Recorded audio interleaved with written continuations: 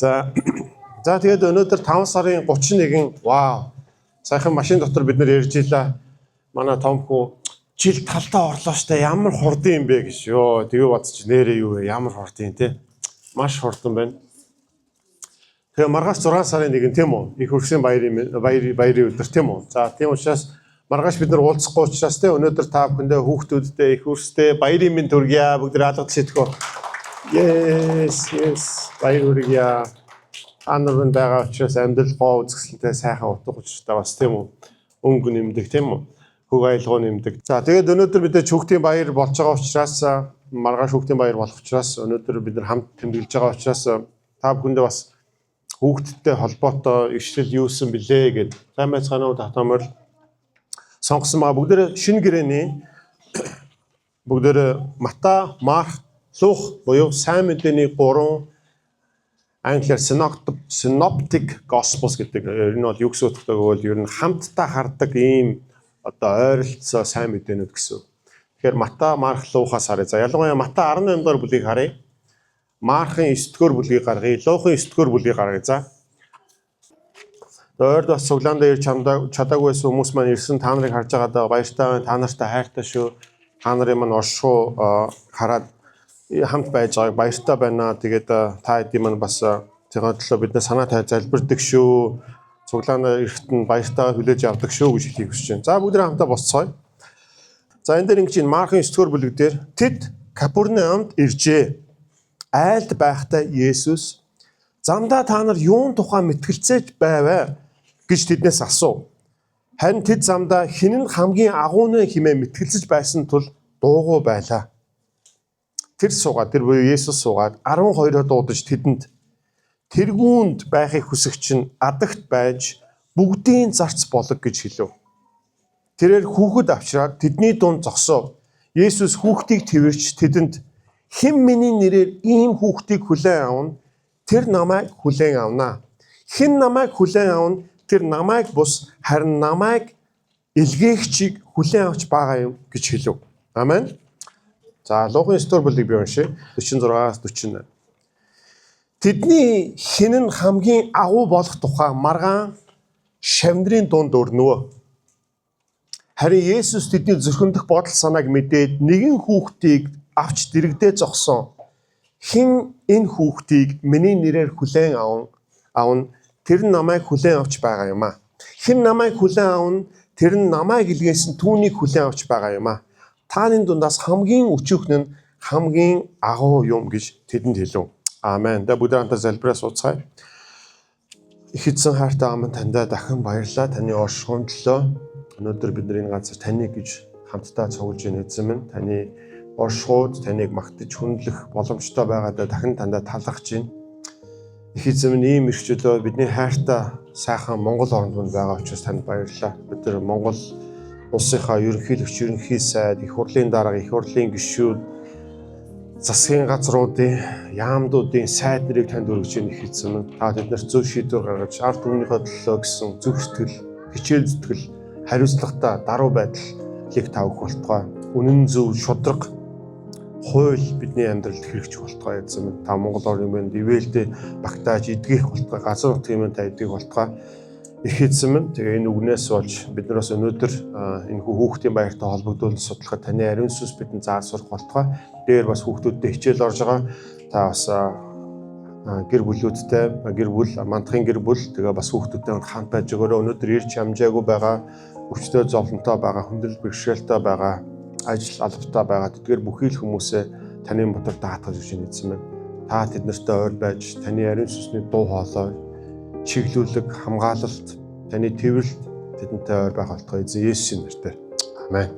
За бүхэн сууж болно. Баярлалаа. За тэгээд би та нарт Мата 18 дугаар бүлгийг уншиж өгье гэсэн тийм үү?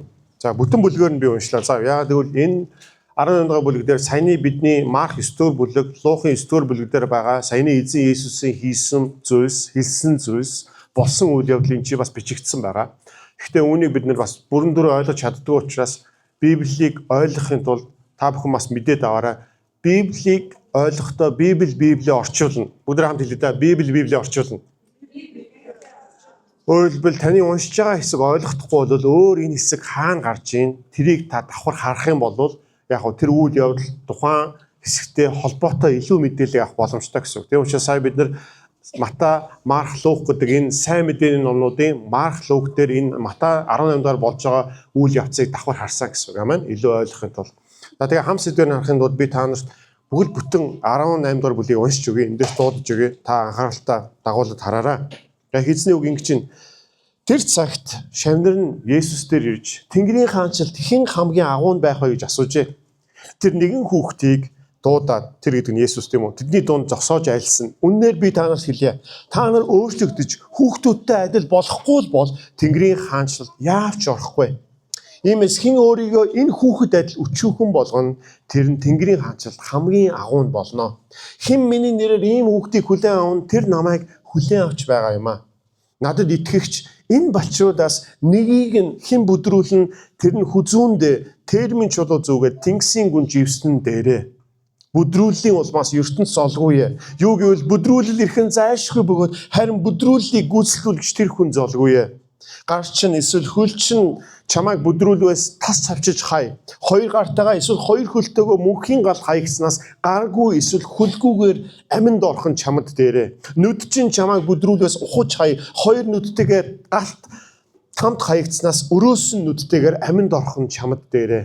Та нарын багчуудын нэгийг нь ч бүү басамжил. Би та нарт хэлье. Тэнгэр дэх тэдний тэнгэр элчнэр тэнгэрт байгаа эцгийн минь царайг байн харж байдгаа. Учир нь хүний хүү алдагдсныг аврахаар ирсэн юм аа. Та нар юу гэж бодож байна вэ? Хэрв хэн нэгэн 100 хонтой байтал тэднээс нэг нь төөрвөл тэр 99 хоноо ууланд орхичоод төөрслийг нь хайхаар явахгүй гэж юу? Үннээр би та нарт хэлье. Хэрв тэр олчгол төөрөөгүй 99 хонноосоо илүүгээр түүнд баярлах болно. Тиймд энэ багчуудаас хэн нэг нь алдагдсан тэнгэрт байгаа эцгийн минь хүсэл биш юм аа. Ах дүү нар чинь нүгэл үлдвээс явж түүнтэй ганцаарчлан уулзаж зэмэл. Хэрв тэр чамайг сонсвол чи ах дүүгээ олж авсан хэрэг. Харин тэр үл сонсвол өөртөөгөө хамт нэг эсвэл хоёр хүн дагуул. Тэгвэл 2 юм уу 3 гэрчийн амаар хэрэг нь бүрэн нотлогдох болно. Тэр тэднийг сонсгоос татгалзуул чуулганд хэл. Хэрв чуулганыг ч хүртэл ис сонсвол тэр чиний хувьд харь болоод татвар хураагч мэт байгэ. Үннээр би та нарт хэлье. Та нар газар дээр юуг холбоно тэр нь тэнгэрт холбогдох бөгөөд газар дээр юуг тайлна тэр нь тэнгэрт мөн тайлагдах болно. Би та нарт дахин хэлье. Та нараас хоёр чинь ямар нэгэн зүйлийг гуйх талаар газар дээр санаа нийлвэл тэнгэртэг эцэг минь үүнийг чинь тэдэнд үйлдэх болно. Учир нь хоёр буюу гуруулаа миний нэрээр хаан цуглан тэнд би тэдний дунд байна гэж айлдав. Дараа нь Питер ирж түүнд эзэн ах дүү маань миний эсрэг нүгэл үүдгэд би хэдэн удаа уучлах вэ? 7 удаа юу гэхэд Есүс айлтсан. Би чамд 7 удаа бус харин 70 дахин 7 удаа гэж хэлье. Иймээс Тэнгэрийн хаанчлан зарц нартайгаа тооцоо хийх хүссэн нэгэн хаанлугаа адил юм аа. Тэр тооцоо хийж эхлэх үед 10,000 талантын өртөө нэг түүнд аваачив. Харин түүнд төлөх юм байхгүй бол эзэн түүнийг эхнэр хүүхдүүдийн хамаг юмтаа худалдаад өөрийг нь барагдуулахыг тушаажээ. Зарц сөхрөн унаж түүнд мөргөөд эзэн намайг төвчж хүлцэн үү? Би танд бүгдийг төлнө гэж гуйхад тэрхүү зарцын эзэн ихэд өрөвдөн түүнийг суллаж өрийг нь тэтрүүлжээ. Харин өнөөх зарц гадагш гараад өөрт нь 100 динарын өртөө байсан анд болох нэгэн зарцыг олж хараад барьж авч хоолойг нь боон өрөөтөл гэв. Харин анд нь болох тэр зарц сөхрөн унаж түүнээс хуу намайг төвчж хүлцээч чамд бүгдийг төлнө гэжээ. Харин тэр үл хүсэн явж түүнийг өөрөөрөө төлтөл нь шоронд хаяв. Анд зарцсан нь болсон явдлыг хараад ихэд гутарч эзэндээ очиж болсон бүгдийг мэдгэжээ. Тэгтэл эзэн түүнийг дуудаад түүнд ёрын юм уу зарц чи надаас гуйсан тул би бүх үрийг чинь хэлтрүүлсэн. Би чамайг өрсөөсний адил чи бас анд чинь болох тэр зарцыг өршөөх ёстой байсан босуу гэд ихэд хэлэгнэн уурлаж өөрөөрөө бүгдийг нь төлөх хүртэл түүнийг зандалчин тушаажээ. Түүнчлэн та нарын нэг бүрчин ах дүүгээ зүрхнээсээ иш уучлах аваас Тэнгэрлэг эцэг минь та нарт мөн тэгж хандах болно гэлээ. Амен. За та нар маань бүтэн 18 дугаар бүлийг харлаа тийм үү сонслоо тийм. Энэ хэсгийг бид ингээд дотор нь хэд хэдэн хэсгүүд байгаа тийм үү та нар хараад заримдаа ингээд ойлгохгүй зүйл байдаг. Гэхдээ одоо ойлгож байна уу манайхаа? Сая ингээд хам сэдвэр нь бүхэл бүлгээр нь ингээд уншсан одоо ойлгож байна уу? Нэг бүдэг бадаг одоо ойлгож байна. Юун тухай яриад байна? За тэгэхээр өнөөдөр би дахиад хэлье. Хүүхдийн баяр болж байгаа учраас хүүхдтэй холбоотой би сургаал та бүхэндээ заахыг хүссэн. Тэгээ ялангуяа энэ хэсэгдэр сая бид нар уншсан. Дагалдагч нарын хооронд маргаан гарсан байна, тийм үү? Ямар маргаан гарсан бэ гэвэл хэн нь хамгийн агуу нэгэн байх вэ? Бурхны хаанчлал мөн үү? Хэн нь хамгийн агуу нэг, хэн нь хамгийн түрүүнд байх вэ? Маргалцсан. Яагаад? Хинч адагтан байхыг хүсэхгүй. Хинч хожигдохыг хүсэхгүй. Тийм биз дээ. Амен. Зарим хүмүүс ярьдаг амьдрал бол өрсөлдөөн. Тэр чигээр өрсөлдөөн гэж, тийм үү? Амьдрал бол ам гарахын төлөө зогоож байгаа, ам зогоож байгаа тэр өрсөлдөөн. Амьдрал бол алаан гэдэг ч юм уу. Иймэрхүү байдлаар хүмүүс, тамирчид янз бүрийн байдлаар та нар хаанигтай сонсохыг харсан. Үнэхээр амьдрал тийм юм шиг. Бид нар хичээж ийж, хөдөлмөрлж ийж, шаргуу ажиллаж ийж, тийм үү? Тэгжиж бид нар амжилтанд хүрэн, тэгжиж бид нар үр дүн гаргана гэж, тийм үү? Амен. Заримдаа бид нар таагүй байдаг, заримдаа бид сэтгэл ханамжгүй байдаг, заримдаа бид нар сэтгэл гутардаг. Яагаад гэвэл бид нар тэр хүссэн үр дүн, хүссэн байр суурин дээр очиагүй байгаа, хүссэн үр дүн гаргаагүй байгаа, хүссэн амжилтанд хүрээгүй байгаа учраас, тийм үү? Тийм учраас магадгүй бид нар уншдаг, магадгүй бид нар номын дэлгүүр ороод өөртөө туслах янз бүрийн амжилтанд хүрэх тэдэн алхам, эсвэл өглөө 5 цагт босох, тийм үү? Амьдралынхаа хэм маягийн өөрчлөлийг ингээ тгий, энэч дамжаа, энэч сургалт, иймч конференс, иймч уулзалт. Бид нар амжилтанд хүрэхин төлөө иймэрхүү зүйлүүд их хийдэг. Энийг би буруу гэж хэлж байгаа юм биш. Гэхдээ бид нар бас зөвсөрлөө харах хэрэгтэй. Яагаад бид нар энэ зүйлийн төлөө явж байгаа. Гэхдээ энэ тусдаа сургаал номдол. Гэхдээ би энийг арай өөр өнцгөөс ярихыг хүсэж байна. Бурхны хаанчлал манайхаа та дэлхий амьдарж байгаа шиг адилхан арга замаар явдаггүй. Та Бурхны хаанчлал агуу нэгэн байхын тулд та өрсөлдөж, маргалдаж, сөргөөчилдөж хин нэгнийхээ дээр гарах гэж явдаггүй. Амен. Бурхны хаанчлалд ийм зүйл байдаггүй. Тийм учраас дагалдагч нар яасан? Есүсийн дагалдагч нар болцсон, тийм үү? Матай 18 дахь бүлэг гэдэг чинь 1-р бүлгээс хаваад 18-нд 17 бүлэг болчихсон. Бид нар гайхамшигтыг хийж гисэн, эзний нэрээр чөтгөрүүдийг хөөн зайлуулчихсан, өвчтөн хүмүүсийг эдгэж гисэн. Амен. Эзний нэр дээр Бурхны хаанчлалын тухай сайн мэдээний номлож байгаа, зааж байгаа юм их зүйл болж байгаа. Харин тэд нар яасан? Мартсан. Юуг мартсан бэ гэвэл хэрхэн хаанчлал ирснээ мартсан. Хэрхэн та бид нар нэгүслэр, итгэлээр, үнгүүгээр бидний зүгээс ямар нэгэн хийх зүйлгүйгээр бид нар өрөвдөлтөө арчаагүй сул дорой гим нүгэлтэй ёроолд байгаа. Сая бид нар дууссан шүү дээ. Гүн намайг шалбаагт байхад эзэн бидийг татж гаргасан. Үүнийг бид нар мартахаараа бид нар яадаг вэ гэвэл би өнөөдөр Бурхны хаанчлал хэн нэгэн байх хэрэгтэй. Би мундаг пастор, би мундаг номлогч, би мундаг магтаалын удирдагч, би хөгжимчин, би чадварлаг нэгэн, би хэн нэгэн гэж бид нар бодож эхэлдэг гэсэн. Бид нар Бурхны бидний төлөө загалмаа дээр хийсэн ажлыг мартдаг гэсэн. Бид нар өөрсдийнхөө сайн, өөрсдийнхөө хүч чадалтай, өөрсдийнхөө мундагтай авралыг олсон мэт хандаж эхэлдэг гэсэн. Тийм учраас бид нар бусдын дээгүүр гардаг, бусдыг бид нар нүдэрээ бид нар дорд үздэг. Хандлагаараа бид нар бас буруу шаадаг, шүүдэг, ийм болж хүрдэг гэсэн. Манайхаа Есүсийн дагалдагч нарын үед ийм зүйл болсон. Таны үед, миний үед гэсэн ийм зүйл болдог. Та өөрийнхөө энэ зүйлийг амьдралаасаа харсан, өөрийнхөө зөвслөөсөө харсан, оюун бодлоосоо харсан. Харин өнөөдөр би тавхан дахин сануулъя. Үгүй. Бид нар бүгдээрээ гэмт нүгэлтэй, бид нар бүгдээрээ сул дорой хүмүүс. Бид нар гаднаас тусламж ирэхгүй бол бид нар хизээд аврагдах боломжгүй. Есүс Христийн сайн мэдээ яагаад сайхан мэдээ вэ гэвэл бид бүгд өөрсдийгөө аврах ямар ч боломж болцоо байхгүй учраас эзэн Есүс биднийг аврахын тулд 2000 жилийн тэртээ бидний төлөө ирээд өөрийнхөө амийг золиослон цусаа урсан бидэнд авралыг боломжтой болгож ирсэн үүнд итгэсэн итгэх шийдвэр гаргасан. Бидний хувьд аврал биднийх болж байгаа, уучлал биднийх болж байгаа. Амен. Харин би дахиад хэлье. Бид нар заримдаа энэ зүйлийг мартдаг. Би нэгэн итгэгчүүдтэй бас ярьжсэн, юу гэж хэлсэн вэ? Бидний ихэнх нь анх итгэж яхад бид гэр орол амьдэрдэг байжээ. Гэр орол бид нар хэцүү амьдрал амьдэрдэг байжээ. Гэр орол төлөө модоо хаглаад, усаа хурдгаас зөөгөөд, тийм үү? Монгол гэрт тийм үү, байшин тийм үү? Утаа өмнө нэртэйгээ, хэцүү амьдэрдэг байжээ. Одоо бид нар сайхан шинэ хороолол, орон сууцсан, шилэн байшин тийм үү? Ай тухтаа сайхан амьддаг болжээ. Бид нар одоо ажилтай болжээ. Бид нар одоо орлоготой болжээ. Гэхдээ бид нар тэр амьдралыг бид нар орхижээ. Тэр амьдралаас зайгаа барьжээ. Тэр амьдралыг бүр шагаахаач болжээ гэж. Өнөөдөр Улаанбаатар тийм урд уртынхаасаа илүү төгжирсэн 1.7 сая хүн амтай болсон. Гэхдээ 60 гаруй хувь нь одоо ч гэсэн гэр хороол. Гэр хорооллын дундуур явах юм бол та амьдрал гэдэг бас хэцүү асуудлуудыг харах болно. Заримдаа бид нарт тийм цаг зав байхгүй болсон, төгжрөл, тийм ажил, олон зүйл байгаа учраас бид нар хэсэг хүнд тэрэндээ эргэлдэг болсон. Тийм учраас бид нар бас мартдгаа гэсэн. Энд дэр юунд тухай ярих гэдэг нэг бол манайхаа Есүсийн дагалдагч нар өөрсдийнхөө сайн хараа, Бурхны хаанчил хин нэгэн гэж өөртөө хүлээн зөвшөөрж бодож эхэлсэн учраас өрсөлдөж эхэлж байна гэсэн. Агуу нь болох гэж оролдож байна гэсэн. Харин эзэн ямар нэгэн зүйлийг хийсэн. Юу хийсэн бэлээ? Эзэн тэднийг дунд нэгэн хүүхдийг дуудаад тэдний дунд зогсоогоод өөр нэг хэсэгтээ сая бид нараас өөр дээрээ суулгаа тийм үү? Өөрийнхөө хажууд авчираад тэр хүүхдийг хараад энэ хүүхдийг хар. Би танарт хэлье. Та нар энэ хүүхд шиг болж өөрчлөгдөхгүй бол Тэнгэрийн хаанчл та нар орж чадахгүй. Боломжгүй. Тэгээ энэ хүүхдийг хэн миний нэрээр хүлээж аавн тэр хүнийг эзэн хүлээж авнаа. Энэ хүүхдийг хүлээж авахгүй бол та нар тэр эзнийг хүлээж авахгүй тухай гарч яана гэсэн. Тэгснээр дараа хэсэгтээ 6 дугаар эшлэлээр балчрууд гэж байна. Балчир надад итгэгч балчруудыг хэн бүдрүүлнэ?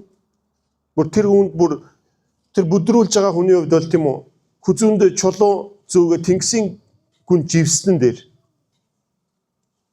юун тухай яриад?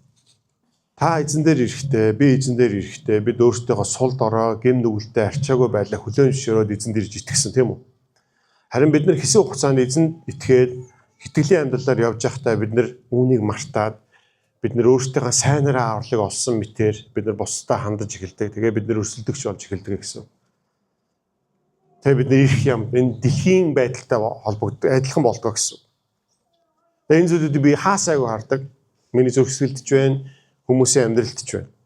Гэтэ өнөөдөр сануулга нь юу гэвэл бид нар ингэж болохгүй. Бид нар дэлхийдээ адилхан байж болохгүй. Бид нар даруй хിവэрэ байх хэрэгтэй. Бид нар хүүхдүүд адил байх хэрэгтэй. Хүүхдүүд Бурхны хувьд маш чухал байр суурьтай. Манайхаа өнгөрсөн 7 хоног та нар золгүй явдлыг харсан баг тийм үү? Интернетээр, мэдээгээр тэр тухай би сонсоод 2 өдөр бодох болгоно маш хэцүү ингээд амьсгаа давхчаата тэр хөөхд яасан бол гэж. Тэгэхээр бид хоёр ярилцчихсан тэр хөөхд гэхдээ ямар ч гэсэн эзний үүрт байгаа хаа, деваажинд байгаа хаа, тэнгэрт байгаа хаа. Бид үүнд итгэдэг. Амен. Энэ байгаа хүүхдүүд маш чухал манайхаа.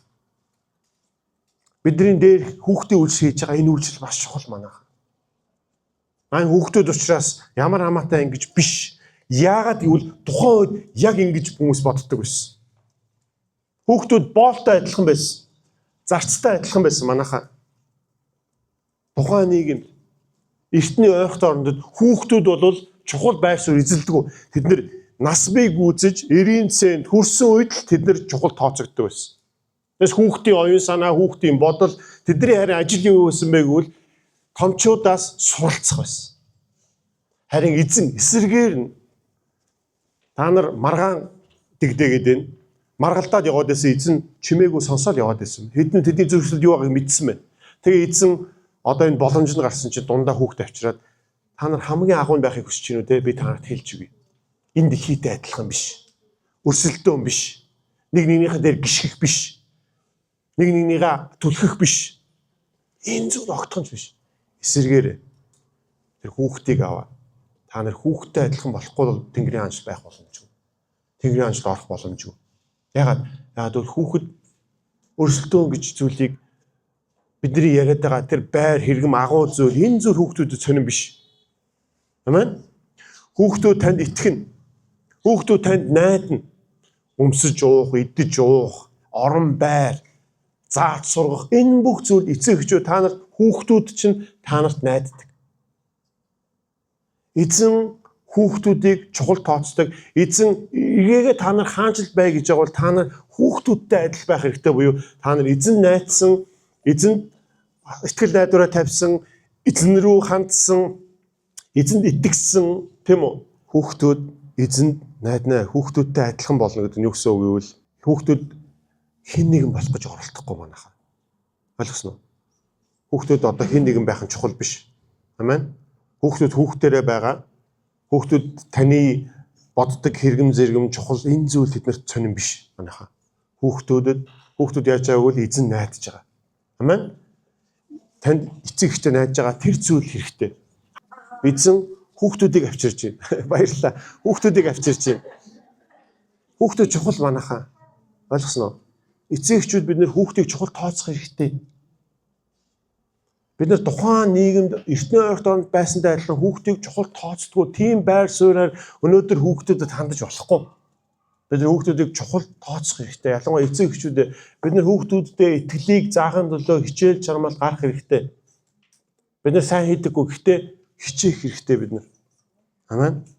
Тэгээд эзэн хүүхдүүдийг авчирч илж байна. Тэгээд надад итгэж балчир хүмүүс гэдэг нь юу гэж өөр итгэлийн хувьд балчир хүмүүсийн тухай ярьж байгаа. За хүүхдүүдийн тухай яриаггүй. Итгэлийн хувьд балчир өсөж байгаа хүмүүсийг бид нэр гомдоож болохгүй. Тэдний итгэлийг нурааж болохгүй тухай санаа явж байгаа гэсэн үг. Амен. Бид нар яах хэрэгтэй вэ? Тэд нар эзнээс уруухан, тэд нар эзнээс сэтгэл санаагаар унах нь эзэн энэ зүйлийг хүсдэггүй гэсэн үг. Яг нь тэдний хувьд яг л тэр 100% нэг нь алдагдсан үүний араас эзэн явж байгаатай адилхан эзэн тэр хүнийг чухал тооцдог гэсэн үг. Амен. Тийм учраас итгэгч бидний хувьд манайхаа та өөрийгөө төлөвсөн гэж бодож байгаа бол төлөвшөөгүй итгэлээр сул дорой нэг нь таны амьдрал, миний амьдрал байгаа бол бид нар тэдгээр хүмүүст хүлээцтэй, тэдгээр хүмүүс бид нар өгөөмөр, бид нар инэрэнгүү хандах хэрэгтэй гэдэг санаа нэгдүгээрт явж байна гэсэн. Бас нэг санаа, ийм санаа нэг явж байна гэсэн. Хоёрдугаар энэ дээр ийм зүйл болоход хүмүүс бидний гомдох уу? Амен.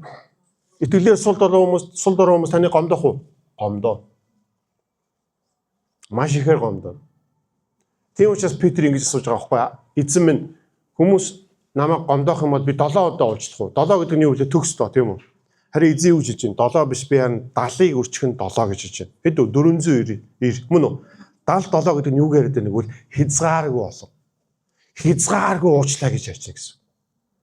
Тийм учраас манайхаа үйлчлэе гэд хэцүү. Ялангуяа та сүнслэг бол, ялангуяа та эзэнтэй ойр алхдаг бол та үйлчлэхэд явдаг, хичээл гаргадаг. Хүмүүс энийг чи ойлгодгүй. Хүмүүс таныг ашиглана, хүмүүс танаас зулгаана, хүмүүс таныг дорд үзнэ. Гэхдээ зүгээр. Яг бол та агуун. Яг бол та хүүхдтэй адилхан дорд болж байгаа учраас. Хүүхдтэй адилхан та өөрийнхөө даруусгаж байгаа учраас. Та хүүхдтэй адилхан та бус бүгдийн боол зарц болж байгаа учраас манайхаа та агуун ойлгосноо. Та өвдөх болно, та шаналх болно. Энэ хэцүү. Та олон хоног та унтаж чадахгүй танд хүмүүсийн хийсэн зүйл, хэлсэн зүйл, оюун санаа чинь бодогдно хэцүү, амаргүй, үйлчлэл маш хэцүү, цуглааны амьдрал хэцүү, цуглаан удирдах хэцүү. Би та нарт зөвсдөлөө уудлаа. Тэрэнд би юу гэж боддог гэж болждаг юм бэл. Эзэн дуудаагүй байсан бол би болчихсон баг. Эзэн дуудсан учраас байдаг. Яг бол амаргүй. Хаар магадгүй хагас өдөр, 5 дахь өдөр, амралтын өдөр амарч явах би ерөөсөө амардаггүй. 5 дахь өдөр, хагас өдөр та нарт юу заах бол яах вэ? За би өөрийнхөө тухай ярихыг хүсэв. Гол зүйл нь манайхаа. Зөв үйлчлэл жишээ авч ирсэн. Та эзэнд үйлчлэхэд, та бусдад үйлчлэхэд та зөндөө гомдох бол. Яг бол та бүгдийн болц заарч болж байгаа. Харин зарим хүмүүс таныг ингэх ёстой, энэ хүн ингэдэг угаасаа тийх ёстой юм шиг хандна. Хүнээс заримдаа таныг хүн гэдэг чинь хүртэл мартна. Харин тэр үед та уучлсан хэвээр л байх ёстой. Ойлгосон уу? Үгүй бол яасан? Нэг сургаал зөвлөл ярьсан тийм биз дээ. Нэг амар өртөө нэг хүн байсан. Эхнэр хүүхдүүдтэй зар гисэн. Вау. Тухайн үед ийм зүйл болдог байсан манайхаа. Одоо бид нар тийм цаг үед амьдардаг хүүхдүүдээ гоё юм уу?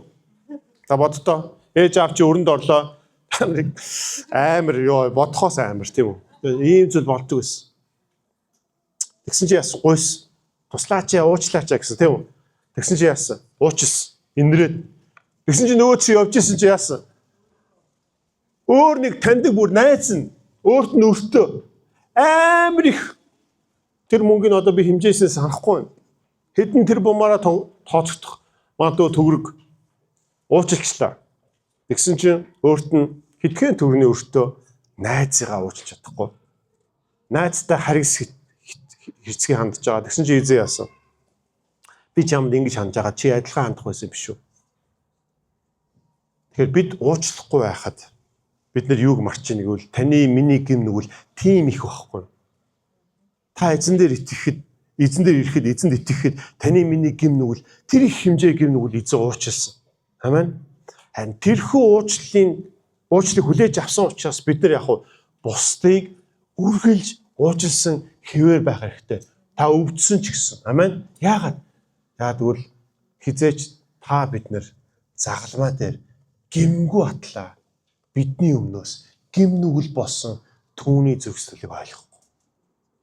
Мэдхгүй. Ойлгож байна уу? Та бид нар хизээч эзний ариун цэвэр тэр байдалтай ойртож чадахгүй. Тэгээ нэгэн цагт бид нар эзэнтэйгээ уулзаад бид нүүрээр хараад эзэн бидийг яаж мэдсэн шиг бид нар мэддэх болно. Гэхдээ бид энэ дэлхий дээр амьсгалтай байна гэдэг нь бид нар юу гэсэн үг вэ? Бид нар гим нүгэл гэдэг ямар гэдгийг мэднэ. Бид нар бүгдээрээ гим нүгэлтэй. Бид нар ийм атлаа бид нар хүмүүс бидний гомдоход бид нар уучлалын үл уучлах тухай уучлалт хэцүү байх тухай бодож байгаа бол гим нүгэл хийгээгүй артлаа гэмт хүн шиг цовдлуулнаас орж байгаа Есүсийн энэ шал ондоо зурсан. Ойлгож байна уу миний санаа? Тийм учраас бид нар үргэлж уучлалыг сонгох хэрэгтэй гэсэн. Дээрээс нь дунд нэг ийм нэг хэсэг байсан санаж байна уу? Хэрэв ах トゥ учин гим нүгэл хийх юм бол за хүмүүс таныг гомдоо тийм үү? Бид нар цуглааны тухай ярьж. Цуглаан бид нар ууг нь маш дотн, маш зузаан, бие биендээ харилцаатай ийм газар байх ёстой. Гэхдээ зарим хүмүүс нь гим нүгэл хийн. Тэр гим нүгэл нь үнэхээр буруу. За юу? Тэр хүмүүсийн хийж байгаа зүйл нь буруу, хортой ийм зүйл гарна. Тэр үед нь яах вэ? Уучлах уу? Мэдээж та уучлж чинь. Гэхдээ бусдын эрүүл мэнд, сүнслэг байдал энэ чухал учраас та тэр хүн дээр очиод Матай 18 дугаар бүлгээр юу гэж хэлж байна? Уулзаад ярина. Та уучлаарай. Миний найз, миний дүү. Наад гим нүгэл чинь буруу. Тэгээ тэр хүн өнөөрэ тийм байна. Уучлаарай гэд гимших юм бол та тэр хүнийг аварчлаа. Аварсан гэдэг нь та сүнсний үед авраагүй. Та тэр хүнийг хэцүү байдлаас нь, нөхцөл байдлаас нь өшөө олон гим нүгэлтэй өшөө хаашаа ирэх тэр байдлаас нь аварч яана гэсэн юм байна. Гэтэл тэр хүн чинь сонсохгүй байж болох уу? Болно. Үгүй. Үгүй. Тэр хүн чинь өөрийн бодолтой миний зөв би үгэнд орохгүй би өөрөө мэдчихээн. Тэр үед яг уу та 2 юм уу 3 нэг юм уу 2 хүнийг авч очно гэж юм тийм үү? Яагаад бол 2 юм уу 3 гэрчтэй байхын тулд та яаж ин өөрөөсөө гадна дагуулж шин за нөгөөдөг чинь ингээд гим нүглээсээ ирэхгүй байна, гимшихгүй байна. Одоо яах вэ? Уулз. Тэгсэн чинь та ганцаараа өмнө танд ганцаараа ч үгүй гэж хэлсэн. Одоо яг 2 3-лаа байж ин нөгөө хүн чинь уучлаарай гэд гимших юм бол та бас аварцсан мөн үү? Харин нөгөө хүн чинь хатуу хэвээрээ байгаа бол яах вэ? Уучлаарай гэж хэлэхгүй хэвээрээ бол яах вэ? Гим нүглээсээ ирэхгүй хэвээрээ бол яах вэ? Юу гэж хэлж байна? Чуулгандаа хэлээ гэж чинь. Та нар нийт нийлнэ гэсэн. Нөгөө нөхөр чинь уучлаарай харамсалтай ингээд уулзсан чинь гим нүглээсээ ирэхгүй байна. Буруу шийдвэр сонголт авсан ирэхгүй байна. Тэгээ яаж чинь?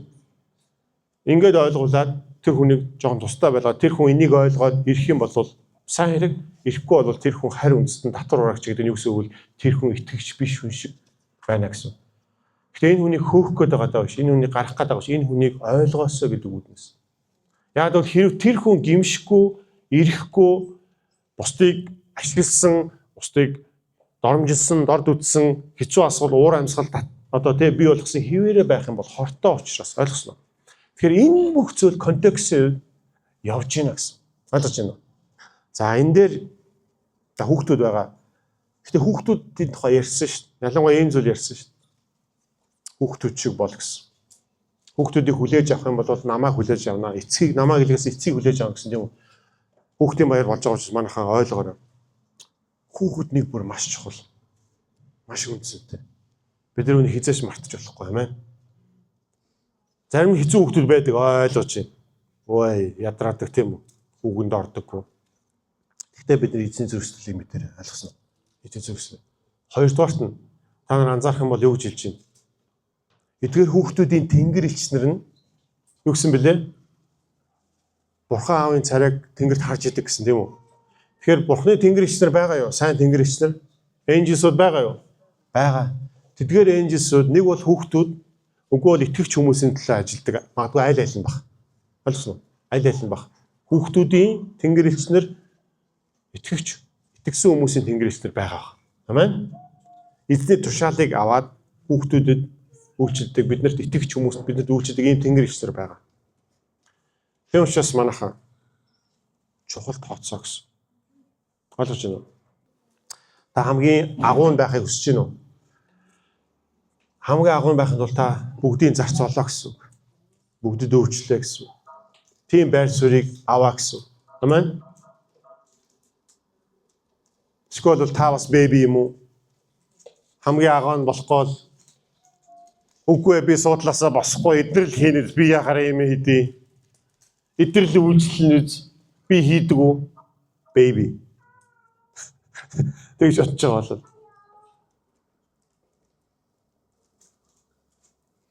эсвэл бол та өчүүхэн тэ агуун болох гэж оролдож байна гэсэн. Бидний өөр хүмүүсийг эзэн харж чам толтгой юм аа. Тэдний дээр эзний хамгаалалт байх болтгой. Манайхан сайхан баярлаарай. Монголын маань бас үрс олон байдаг. Монголчуудын ихэнх нь хүүхдүүд мэдхүү та 35-аас доош насны сайхан бас те одоо одонтой ээж тийм үү? Одоо ээжнэр те ихийн одонгийн одонгуудаа хүлээж авсан иймэрхүү зүйл болсон. Гэхдээ дахиад хэлээ. Бүгдээрээ хүүхдүүдийг чухал тооцох нь чухал байна. Окей? Хүүхдүүдэд анхаарах нь чухал байна. Хүүхдүүдтэй юу зөөж харуулах уу? Тэ? Энэ бодох зүйл шүү. За манайхаа хамаагүй орхиж болохгүй шүү хүүхдүүдэд. Окей. За ингээд дуусгая. За манай хүүхдүүд ухаантай мундаг юм чинь маш сайн чи урд суугаад тэмдэглэл хөтөлж чинь хүүхдүүдэд хараад маш их баяртай байна. Их эзэн та нар хайртай шүү. За миний хүүхдүүдээ өөрхөн хүүхдүүдээ та нар бол ээж аав нартай ирсэн бэлэг заа юу. Та нар бол ээж аав нартай ирсэн бэлэг. Та нар бидний амьдралд байгаа маш их том ивэл өрөөл амин. Та нар хүнд дараа ачаа хэцүү зүйл биш. Ойлгосноо? Та нар бол гайхамшигтай Бурханаас ирсэн бэлэг. Их эзэн биднээс илүү та нарт хайртай. Биднэрт та нарыг хариуцуулж өгсөн. Бид энэ дээрээ сайн ажиллах хэрэгтэй. Тэгээд бүгд хамтаа залбирая. Хайртай их эзэн аав таньд баярлалаа. Эзэн та миний хэлэх гэсэн санааг мэдж байгаа. Энэ санааг улам илүү ихээр та ойлгож өгөөрэй их эзэн. Та өөрийнхөө хүүхдүүдэд хайртай. Та биднийг эзэн Есүсээр дамжуулж өөрийн хүүхдүүд болсон, хөвгүүд охтууд болгосон их эзэн минь. Их эзэн бид нар онцгойлон хүүхдийн баяр болж байгаа учраас бид нар үнний үг, итгэлийн гэр бүлийн сүм чуулганы хүүхднийг бүрийн төлөө таньд хаалгach чинь их эзэн минь. Их эзэн минь бид нар эцэг эхчүүдийн хувьд биднэрт өгөгдсөн дээрээс ирсэн шагнал бэлгүүдээ бид нар дахин баяртайгаар эзэн хүлээж авч байна. Таньд баярлалаа. Ийм сайхан үзэсгэлэнтэй хөвгүүд охтуудыг та бидэнд өгсөн учраас танд баярлалаа. Эднийхээ төлөө золиос зориултаагаар таны арга замаар, таны зөвөөр, таны цэвэр ариунаар, таны үннээр, таны үгээр хүмүүжүүлэх гэж өсөхөд та бидэнд туслаарай. Та биднийг уучлаарай. Энэ дээрээ бид нэр фейлдэх дуучлаарай, бүтлгүүддэх дуучлаарай. Бид нар алдаа дутагдaltaаж таныг бид нэр хүүхдүүдтэй сайн бас төлөөлж харуулдаг учраас та биднийг уучлаарай гэсэн. Гэхдээ бид нар үүн дээр ажиллаж бид нар сайжрахыг хүсэж байна. Та бидэнд туслаарай. Их эзэн минь таньд баярлалаа. Таны үгийн төлөө. Тэ бас та өөрийнхөө сүм чуулганд хайртай учраас танд баярлалаа. Таны сүм чуулган эрүүл байгаасаа гэж та хүсдэг. Таны сүм чуулган үнэн байгаасаа, худал хуурмаг, муу мухагаас холоор байгаасаа гэж та хүсдэг. Үүний тулд бас бид нар нэгэн цул болж идсэн минь. Таны өмнө даруугаар бие биенээ хүлээж бүгдэд үйлчлдэг. Бүгдийн боол зарц байгаа та бидэнд туслаарай. Яг л тэдгээр нь таны хувьд агуу. Тэрнээс энэ дэлхийн жишг биш. Энэ дэлхийн эрхэм хэрэгэм зэрэг дэв төвшин биш. Харин таны нэгүсэл биднийг